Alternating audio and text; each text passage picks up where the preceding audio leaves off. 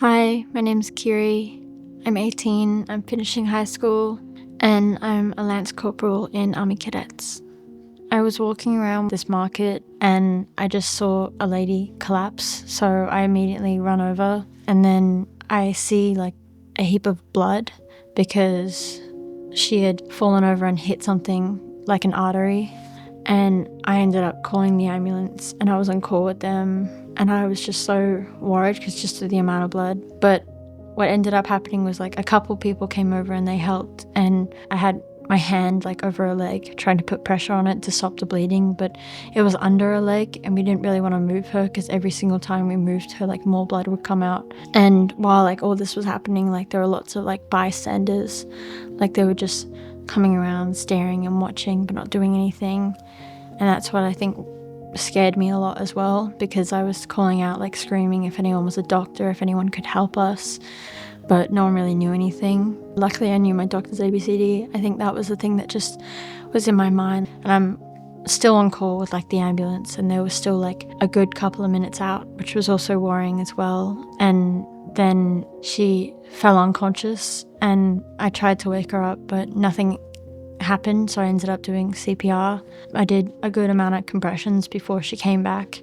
I think the scariest thing as well was when she came back, she kind of like came back to life in a way, and the ambulance went inside. But they didn't really say anything to me immediately. The main focus that they had was helping her and getting her to the hospital, and they just grabbed her and they were just off. But the second ambulance ended up coming afterwards to help clean up, and they were the people who like debriefed me and, you know, helped me calm down. And the ambulance lady ended up just helping me wash like the blood off my arms and my hands just because I was in so much shock.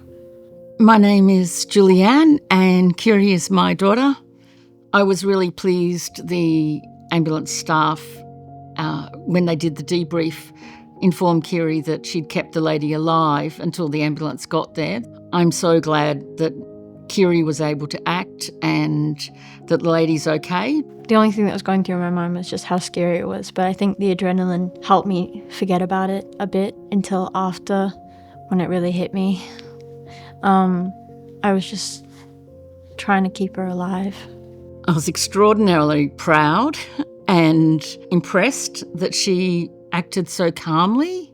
The St. John's ambulance course came to our school. The CPR guy said, you know, a lot of people may use this in their lifetime, but that was only a couple months before the incident, so I definitely didn't think that was going to happen so early on. I'm very grateful that these teenagers have learnt this skill, and if something ever happened to me, that I know that somebody could jump in that instance. A main thing as well is just to teach kids like doctors ABCD, or even like cows, just because anything could happen at any time and you could be like the person to help them, especially since that was the thing that scared me the most, is that there were so many people and I, being the youngest person there, was the one that actually helped her. I think it's important for your kids to know it, and even as an adult know it, so you can take over and help someone if anything happens.